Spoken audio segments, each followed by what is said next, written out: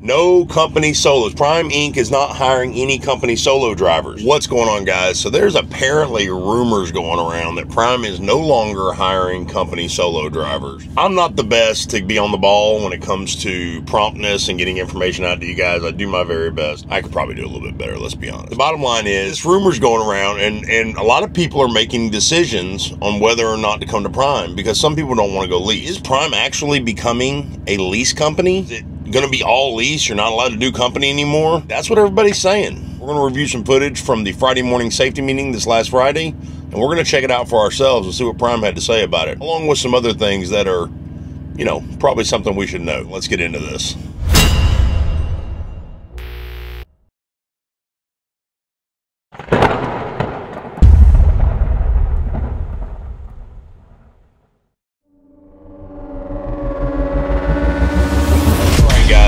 So, first of all, this meeting had a lot of good information, and I really want to try to get to the point to where on Fridays I am doing a, maybe not a live, but maybe a reaction video with these meetings. Prime does things a little bit differently as a company. They like to try to be very vocal with not only their staff in-house, but also their drivers. And this also helps with the vendors and the customers for shippers and receivers that we have. A lot of people watch this because it's broadcasted live on several different platforms, the main one being YouTube. I think it's a great thing. They call it a safety meeting, but it's really more of an informational meeting, a weekly informational meeting. I think it's fantastic. It gives drivers a chance to ask questions, whether you're at a terminal, whether you're online, and you're in the chat. It's a really great resource for everybody that is Prime associated. So I really think this is awesome. So let's get into it first. Let's watch a couple clips. We're going to watch a couple clips, and then we're going to talk about it a little bit, okay? This first clip is going to be about training, okay? Let's take a look. Anybody know what the criteria is for being an instructor? Certifying to be an instructor. On time, safe, as a solo driver for 2 years. To become a certified CDL instructor. If you're a driver at Prime and you've had at least 60 days in your own truck and at least 6 months of driving experience, then you're eligible to become a trainer. Now, you need to get with your fleet manager on that. We are looking for service. We're looking for critical events. We're looking for a safe driver to train a safe driver, okay?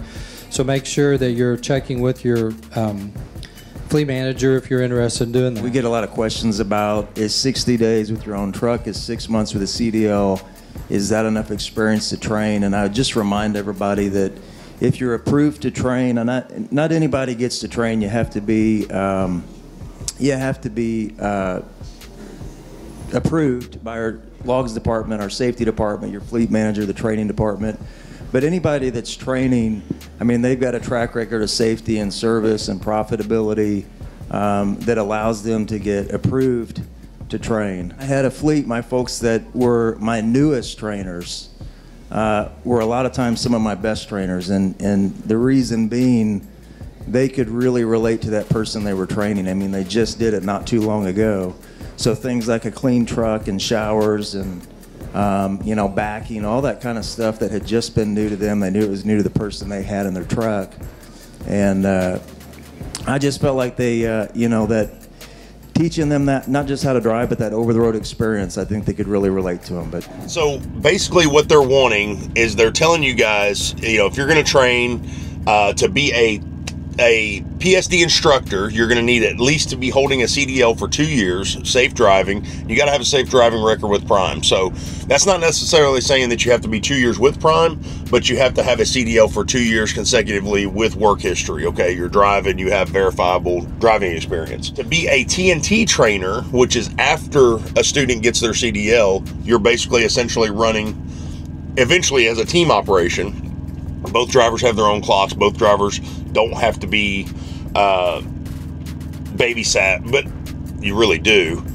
This is something that I don't agree with, okay? And I got to tell you guys, it's kind of I started training at 9 months, all right? So my thing with this is I think it's a lot to do with mentality as well. It's a lot to do with common sense, common decency, and the mentality of the individual that's actually training these trainees.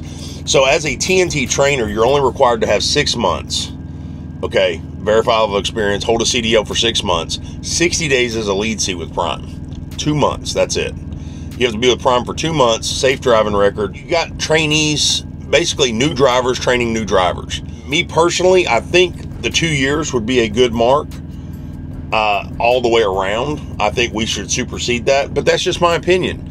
Like I said, I started training at 9 months. I felt like I really came in expecting that. I wanted to train. And I came in with the goal to train. I hope and pray, I'm hoping and praying that Prime is vetting these guys 100%, because I've seen some trainers out here, man. Some of these guys do not need to be training, whether it's their attitude, their hygiene, their common sense factor, their just lack of knowledge, period, or lack of experience. They also talked about making sure that your truck is ready to go once you get certified as a trainer or instructor. They want you guys to be able to pick up a trainee immediately as soon as you are done being certified. When you certify, make sure that your truck is ready. Chris just talked about clean trucks a minute ago. We have had people that want to come through and certify, maybe their truck's in the shop or something like that, but they're not wanting to take a trainee for a couple of months. And we're going to expect you and really want you to take a trainee that same week that you certify as an instructor or trainer. So that being said, there's probably a lot of trainees and students up there waiting, because the training program has been kind of rough lately.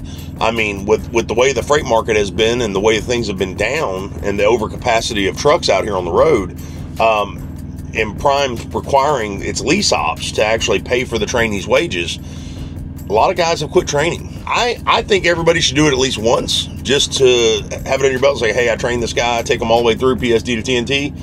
But after that, until the revenue and the amount of freight, the freight capacity picks up, without a guarantee for its operators, I don't know anybody that would train TNT. Now, PSD instructing is a totally different story. You're not required to pay for that PSD, while they are achieving their CDLA status. You take them out for 2 weeks, 10,000 miles is usually the general rule of thumb. Take them back and let them upgrade. Not only do you get the extra bonus per week by having them on the truck, but you also get bonuses once they actually achieve their CDL status. So, and guys, if they came in on your referral code, that's extra bonuses as well. So Prime pays back into the training program of its operators, but you have to safeguard yourself in an example. Like I can't tell you how many times in the last 6-8 months I've heard drivers call me and say, hey man, look, I don't know if I can be a trainer anymore. I can't TNT train anymore because I'm paying this guy $1,300 to $1,400 a week after paying all his taxes and everything, and he's making more than me. I think that's something that needs to be addressed with Prime, but like I said, that's my personal opinion. They want you to keep your truck clean and personal hygiene correct. I think that should be something that should actually be touched base on, and they should actually recondition trainers every single year. The TNT mileage, a lot of guys have emailed me about this too lately. The TNT training mileage has been reduced from 50,000 to 30,000 miles. With regard to training, the TNT phase, for quite a while, the requirement had been that the trainee needed to drive, or they needed to have 50,000 miles of experience to upgrade into their own truck. Okay, and we've lowered that to 30,000 right now, just based on the availability of freight and trucks and our resources, our trainers. But 30,000 miles is now the minimum requirement in the refrigerated division. That's the total dispatch miles to the truck, not the miles that the trainee drives, not the miles that the trainer drives, total dispatch miles to the truck, guys. And you got to remember, once you, like, if you're headed from North Carolina to Iowa, okay, let's say you're headed to North Carolina to Iowa, that 30,000 miles hits somewhere in Illinois. They're not going to cut the truck off and take you straight back to Springfield right there. No, it's 30,000 miles total dispatch miles. There's a lot of things involved, safety, the route, and all that stuff. Once you have talked to your trainer, they've cleared you. You've talked to your fleet manager, they've cleared you. The training department's cleared you. They will route you guys in to get you upgraded into your own truck. The big topic. Okay, this is the one that everybody's talking about, that I've seen several videos on. No company solos. Prime Inc. is not hiring any company solo drivers. Let's take a look and see what they had to say about that, because somebody actually asked a question at the Friday morning meeting. Good morning. I'm a newcomer to the team. I just passed my CDL test, and I'm much obliged, thanking Prime to accept me all the way from Florida. However, there is a rumor from the grapevine that there won't be no more solo drivers, you guys are more looking for team. So if you can elaborate and set the record straight for us newcomers that is here in this situation, that would be helpful. No, that is a rumor. We have lots and lots of solos. We did have a situation on the company division where we don't have solo openings currently, but that's, you know, a temporary, probably 3 to 4 week situation at this point, where we just have a certain number of trucks and slots available on the company side. So there's no plans to eliminate solo operators from Prime. That is a rumor, and it's very unfounded, not true at all. You guys heard it there. This is supposed to be a 3 to 4 week thing, and this is market, industry, fluctuational based. Prime does this a lot. You know, just like when we had when they started invoking the owner op cutoff time for the trucks, you know, last year. I did a video on that. This is something that they have written down, but it's not something they enforce all the time. And a lot of times there's really no standard operating procedure for certain things like this. Prime tends to do things based on the market and industry fluctuation, which is a great thing. Don't let there's some people that will want to come to Prime out of Florida, and they won't hire in Florida March and April, but they'll turn around and hire in Florida in June and July. Guys, make sure that you are contacting the recruiter that you are reaching out to. Make sure you're getting your information correct, guys, because don't just let what's happening right now affect your future. You really want to come to Prime, you really want to get your experience here, keep calling that recruiter, keep asking them, hey man, are we hiring for company solos yet? Are we hiring for company teams yet? Like, whatever your interest is and whatever your goals are, make sure you're reaching out to talk to them about it. So this is situational. It's not a definite thing, 3 to 4 weeks. And like we talked about, I mean, Prime's going to do this from time to time on certain issues, depending on how the market's doing, how everything's fluctuating. So guys, don't listen to the rumors. Prime is going to eventually start hiring for company solos. They're not going to an all-lease company, at least not yet. We haven't heard anything from Robert Lowe yet, or Steve Wicke, or anything like that. I've seen several videos. Prime Inc. CEO makes great announcement. Robert never said anything about it, okay? You had Jim Guthrie, which is one of the heads of operations, stand up, denied the rumor, and said, hey guys, this is supposed to be a 3 to 4 week stint. Right now, we don't have any company solo positions available, so we're kind of slowing it down. If you want to go company, you need to kind of set it up through your recruiter as a team setup. If you got somebody that you can team with, that you're comfortable with, you know. And guys, they're making the company slots available. Just right now, they're just looking for the team trucks right now. This is that's pretty progressive if you ask me. Instead of just having a standard operating procedure shoving you in a truck when they don't need you, and then you don't end up getting your miles. You got to really look at that. I mean, they're trying to safeguard everybody. There's a lot of, Steve Wicke said it best at the end of the meeting. There's a lot of things to consider. Start thinking globally about this. Start thinking about all the processes and everything. They actually had some of the road assist guys come up, and let's take a look at that clip real quick. I hear all the time from drivers when I've got a solution. Maybe it's as simple as messing with a screw. I hear from the driver, I'm not a mechanic. I can't do that repair. I need to go somewhere that a mechanic can work on the unit. So I want to really sell the point that you don't have to be a mechanic to do simple repairs. We all know how to unscrew a screw. If that's all the job is, you can do it yourselves. We've got resources. So we've got some great resources that you can go to a couple of places and really just see how to do whatever it is that needs done. So my class, this is what my class is. That's why we're doing this class every day at our terminal here in Springfield. We also offer it on Thursdays at 1 o'clock at the other terminal, Salt Lake and Pittston. But today what I want to talk about is our videos. We've got a series of videos on the driver app and on YouTube that you can go access whenever you want. A lot of things you can take care of yourselves, and it's going to be in your best interest because it's going to save a lot of time. But if it's a company-owned piece of equipment, we're also going to pay you to do that repair. They're talking about saving time and money, man. You guys don't have to be mechanics to work on your vehicles. You guys lease ops or whatever, even if you're company drivers, working on the company equipment, whether you're talking about the trailers, replacing a mud flap, a chute, maybe fixing a door latch or something, you guys get with your road assist advisor. You guys can save time and money not having to go to the shop, and they will actually, 9 times out of 10, they're going to pay you for any repairs on the company equipment. So guys, there's plenty of videos on the Prime mobile app. There's plenty of videos on Prime's website itself. and are on their YouTube channel, and there's plenty of videos on channels like mine on how to do things yourself. If you're at Prime, I highly advise you guys to take that pro maintenance class.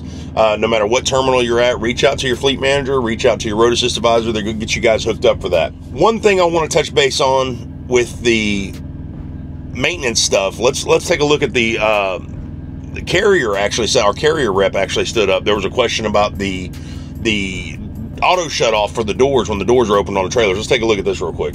Good morning. Yeah, my question has to do with the new reefer we have. So right now I'm attached to a new reefer where when you go to the customer and you open the door, the reefer shut off.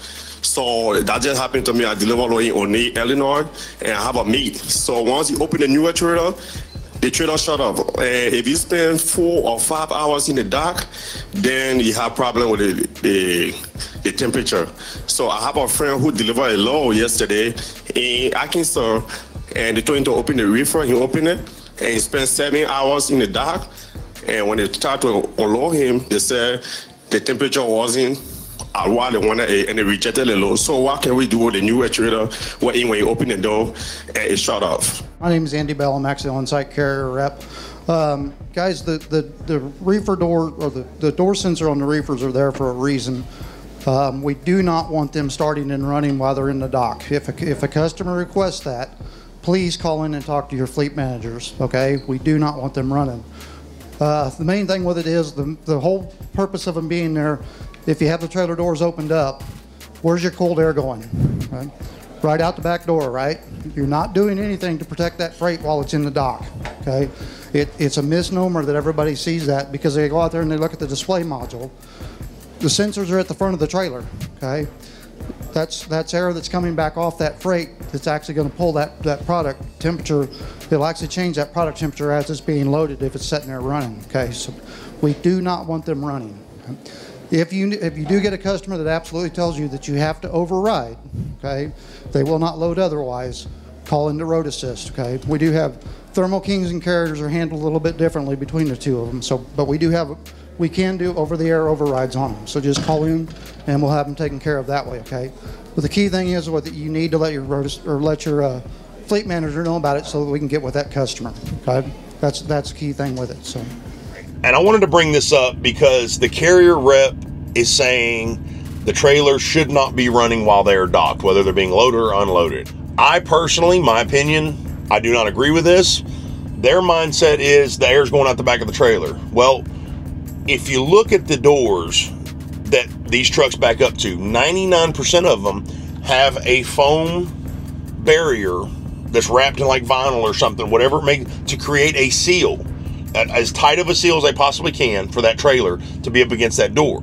The reason they do that is because when the trailer is actually running with the door open from the air from the chiller, wherever's being unloaded, because most of these are cold storage rooms when you're getting unloaded, that chilled air coming from the back and the chilled air coming from the front of the trailer continues to try to regulate the temperature of that product. Now, I've heard guys that have went out to Arizona to drop ice cream loads from Vermont, and the trailer cut off on them. Several instances, and half of the product or all the product got ruined by sitting in a dock door for 3.5, 4 hours waiting to be unloaded. Ice cream is supposed to be -15 to -20. Well, if you turn that trailer off and you back up to that dock door and you're sitting there for 4 or 5 hours and the temperature in that trailer goes to 10 degrees, product's going to start being compromised. Because like he said, the sensors are at the front of the trailer. So you don't know what's happening at the back of the trailer.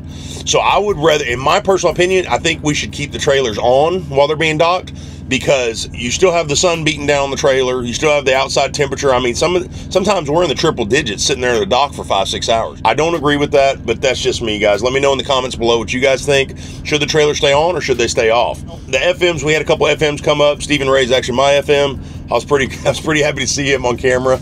He did a lot better. But Stephen, if you're watching this, you did really good, man. Let's take a look. Stephen Ray, John Blomberg here. I've been dispatching for 17 years. Stephen?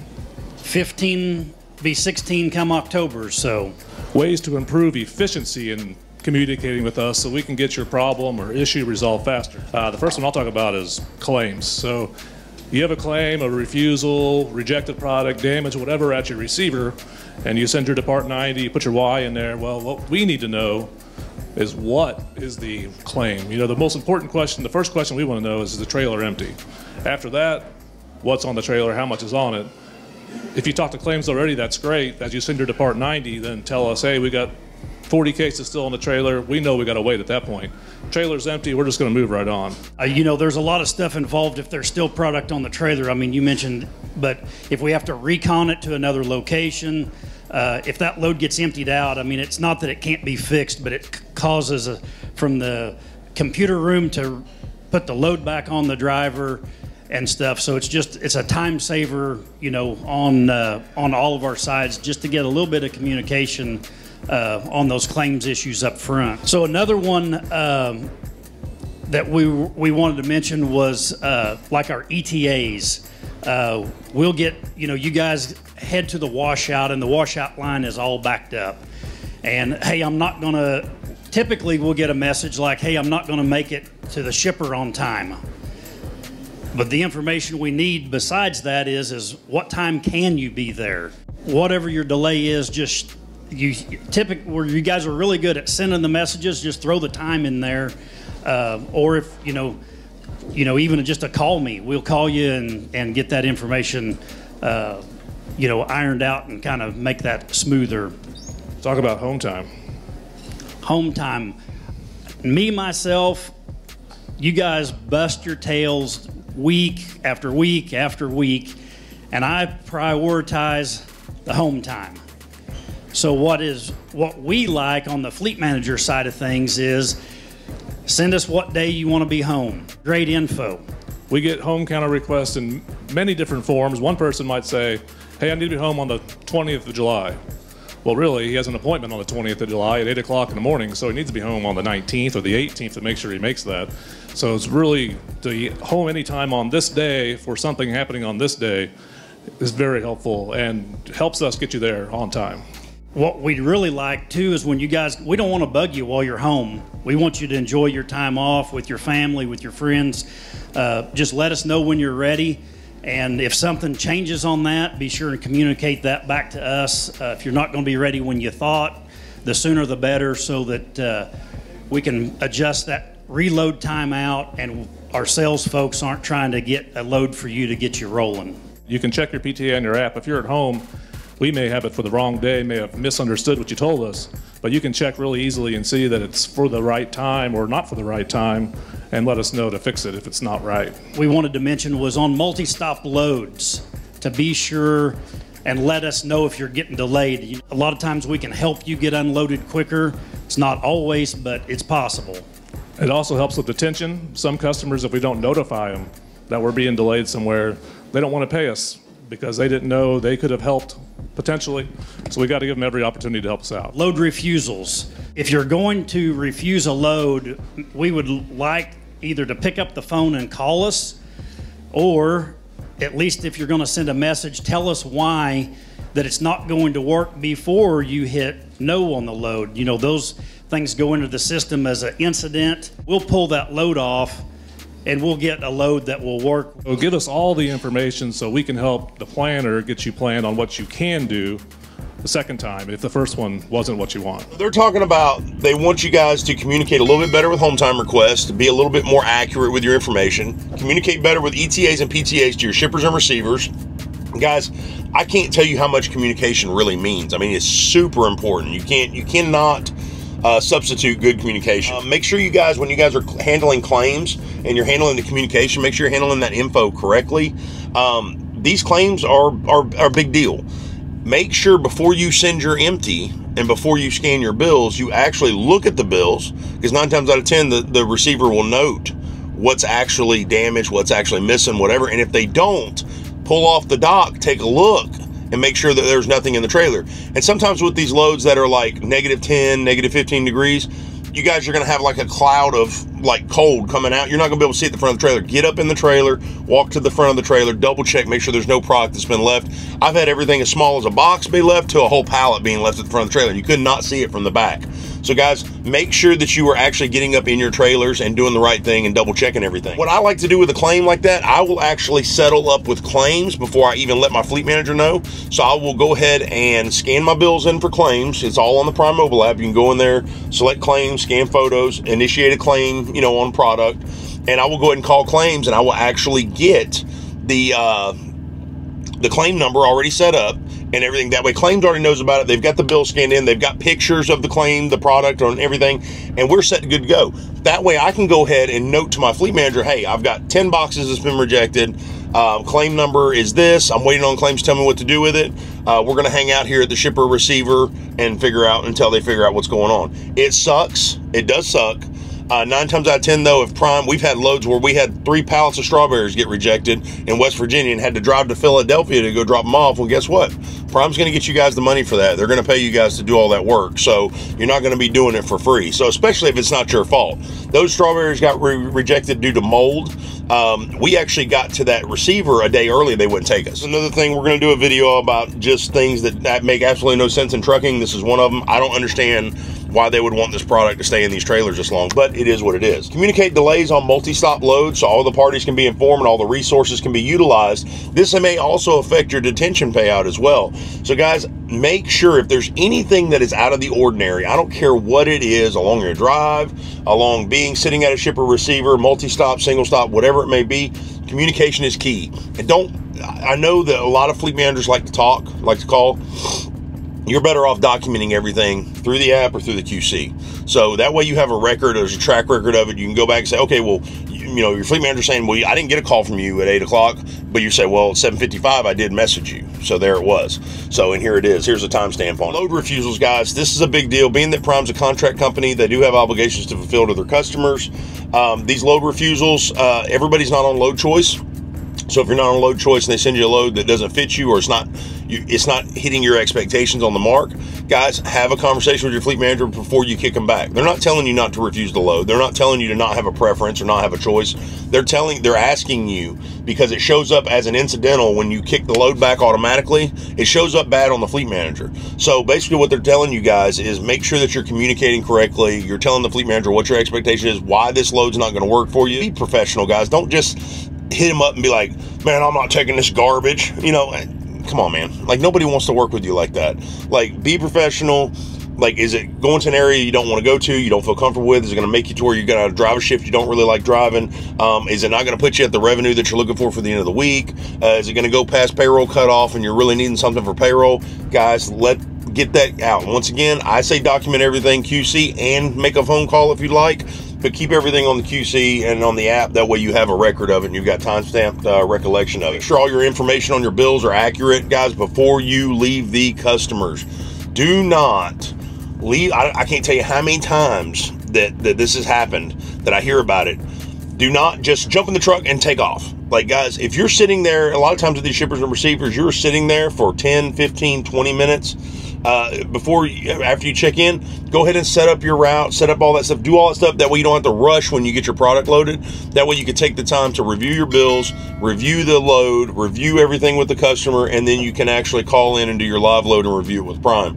Make sure that all this information is correct. Don't just jump the gun, plug in something in GPS and take off. Like, you want to make sure that you got everything like correct, it's accurate, and you don't have to worry about it. Load safety, we're having a big issue on keeping loads safe. A lot of theft going on right now, so they want you guys to make sure that your trailer is locked, back up to a wall if you can, if you're somewhere like that and you're in a reefer.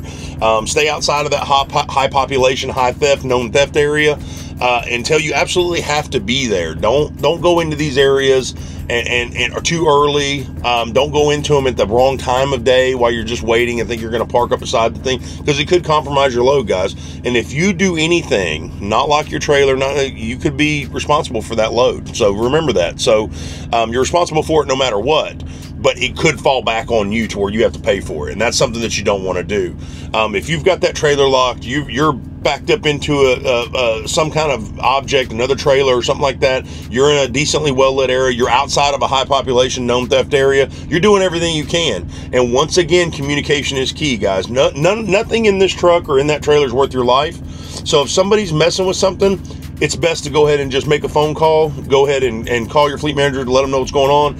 Take video if you can, whatever you got to do, but do not get yourself hurt over anything in this truck or anything in this trailer. I know this has turned into a little bit longer video, but there was a lot to cover, and this is why I really want to kind of do this while the meetings are going on. This is all great information. We had a Miss Mavis. They brought Miss Mavis up on camera at the end of the thing. Let's take a look and see what Miss Mavis is all about here. Mavis, will you stand up, man? Yeah. How many safe miles have you got here? Well, Mavis, you may not remember, but you got millions and millions. Yeah. How long have you been here now? 37 years. 37 years. Push one of these trucks, and this little old slight thing handles that truck. Goes into those loading docks and plants and picks up and delivers on time and keeps the customers happy. We're so proud of you. Thanks, 37 years. Thank you so much. I'm proud of you guys too for hiring me. The biggest group. Oh yeah? Yeah. And you guys were hiring really low, you know, but mine was the biggest group. I think I'm the only one left. Really? After 37 years, that's probably true. She was our 2023 Highway Diamond of the Year. Let's give her a hand for that. Yeah, baby. During her time, she never really came through the terminal. She was out there working, y'all. This lady is 80 plus years old. I didn't tell your age. 80 plus years old, and she is riding that Peterbilt down the highway getting her loads delivered on time. So she deserves honor, respect, and admiration for what she does. Absolutely. Mavis, thank you very much. 37 years of service with Prime Inc. That is insane. Congratulations to her. God bless her. And she was Highway Diamond of the Year for Prime Inc. for 2023. So guys, for everybody out there that says this company is just a starter company, this woman right here is proof that you can have a lifelong career here at this company. I'm going to be honest with you guys before we close out. There's a lot of days where I am just like, oh man, I'm just ready to hang it up. I think the grass is greener on the other side. And then I just see videos like this, man, and I'm just like, this is insane. This is awesome. Like, this is so cool to see somebody like this.